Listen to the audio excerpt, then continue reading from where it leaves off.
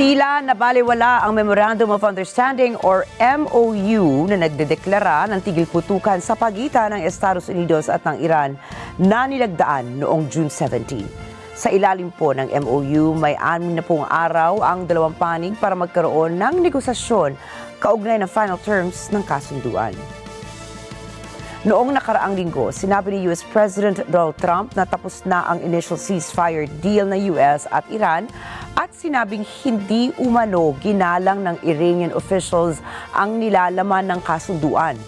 Kasunod dito, inanunsyo rin ni Trump na ang Estados Unidos na ang siyang mamamahala ng Strait of Hormuz, isa pong crucial waterway kung saan nasa 20% ng supply ng langis at liquefied natural gas ng buong mundo ang dumaraan.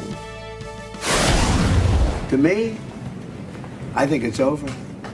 I don't want to deal with them anymore. They're scum. You know what scum is? They're scum. They're sick people. They're led by sick people. And they're vicious, violent people. And if they had a nuclear weapon, they'd use it. As far as I'm concerned, it's over.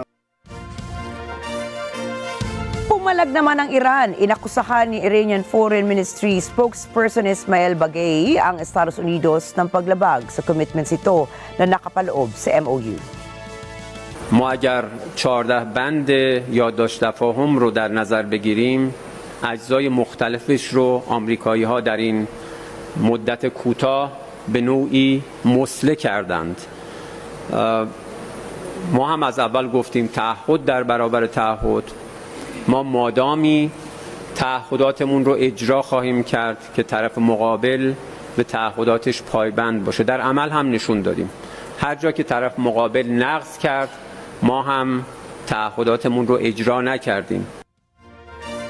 Matatandaang noong sumiklab ang digmaan sa pagitan ng US, Israel at Iran, isinara ang Strait of Hormuz. Sinasabi po sa Article 5 ng MOU ng US at Iran na papayagan ng maglayag ang mga commercial vessels sa Strait at pinatitiyak sa Iran ang ligtas at libreng paglayag ng mga barko sa loob ng 60 araw mula sa Persian Gulf papunta ng Sea of Oman at vice versa. Ayon naman sa Iran, ang naturang bahagi ng kasunduan ay nagpapakita ng pagsang-ayon mula sa Estados Unidos na ang Iran ang may karapatang mamahala sa nasabing waterway. Ngunit kinundena ng Estados Unidos at Gulf states ang interpretasyon ng Iran at sinabing ang gampanin lamang ng Iran ay tiyaking ligtas na makapaglayag ang mga barko sa Strait of Hormuz at hindi sila pwede magpatupad ng anumang restriksyon. Noong nakaraang linggo, inatake ng Iran ang ilang barko na dumaan sa pinagbabawalang bahagi ng Strait of Hormuz at muling isinara ang waterway. Habang sinabi naman ng US Navy Joint Maritime Information Center na may southern route sa strait na nananatiling bukas na kayang mag-accommodate ng two-way traffic. Sa ilalim naman ng Article 10 ng MOU, maglalabas ang US ng waiver na nagsasabing pumapayag ito sa exportation ng Iranian crude oil, petroleum products at iba pa kaugnay na serbisyo, kabilang na dyan ang banking transactions, insurance at transportation. Ngunit noong July 7, nirevoke ng US ang lisensya ng Iran sa pagbebenta ng langis at sinabing ang mga pag-atake ng Iran sa Strait of Hormuz ay hindi katanggap-tanggap. Kinundi na ito ng Iran at sinabing paglabag sa MOU ang pag-revoke ng US ng Iranian license. Paliwanag po ng mga eksperto sa geopolitical affairs, dalawa ang layunin ng Memorandum of Understanding ng Washington at Tehran. Una, ito ay ang pagwawakas ng digmaan at pagbubukas ng Strait of Hormuz.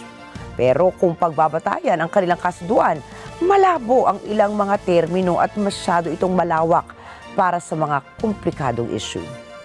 The framework agreement between the US and Iran that was reached in June is very vague in terms of several aspects of its content. First of all, it procrastinates by punting down the road for future talks on all of the major issues.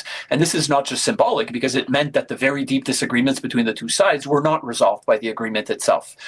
On the shorter term issues, especially the issue of not only how and when would the Strait of Hormuz be reopened, but who would control it, what would be the modalities for ensuring security and the free passage of maritime shipping in the strait, it was very vague. Dahil sa mga panibagong mga pag-atake, wala pang tiyak na petsa patungkol sa mga panibagong peace talks at kung sino nga ba ang dapat mamahala sa Strait of Hormuz na direktang nakakaapekto sa kalagayan ng iba pang bansa sa buong daigdig.